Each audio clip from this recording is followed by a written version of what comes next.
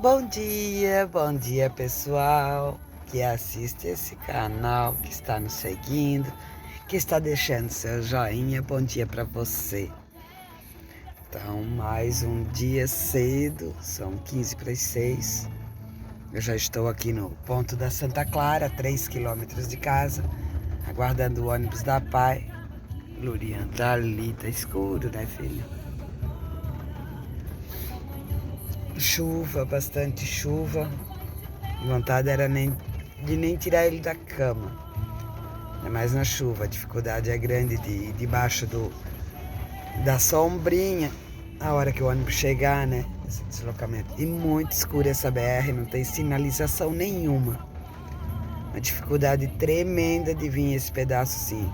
Que além da escuridão, os buracos que te encontram a cada rodada de pneu, né? Que é uma maravilha. Daí a chuva também complica bastante para a visibilidade. Mas estamos aqui, né? Amanhã, como é o caso que eu tenho que levar até no terminal do aterro, muito longe, se tiver chovendo, não, eu não vou. Daí ele vai faltar, infelizmente. Mas hoje eu vou tentar falar com o pessoal da APAI para darem um jeito, pelo menos, de vir até a Santa Clara com ônibus nas terças e quintas também. Porque é muito longe, meio que não compensa, a gente já tá fazendo.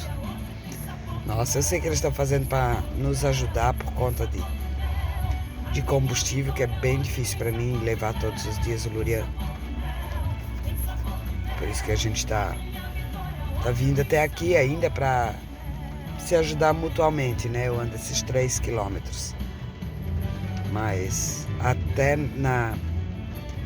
no aterro, no terminal do aterro, isso dão 8 quilômetros. Para um pouquinho mais. 2 vezes na semana. Fica muito difícil. É muito escuro. No verão até é outra coisa, mas mesmo assim, é muito longe. O Lurian hoje não queria terminar de se arrumar, que eu boto ele a dormir praticamente pronto com a roupa, porque senão não dá tempo. Porque eu já fico toda aérea para fazer o que tem que fazer antes dele vir. Ele ainda, mais ainda, estava um pouco irritado. Pois eu falei que tem aula, que hoje tem piscina. Então ele se animou, mas não se ajudou a se arrumar, nem enquanto saiu do banheiro, nada. Mas é isso, é mais um dia de batalha, mais uma, né? Mais um dia de batalha e dia de vitória também. É isso aí, seja o que Deus quiser. Tô fazendo o meu melhor. Um bom dia para vocês, tá? Não esqueça, deixe seu joinha, tá bom? Até mais.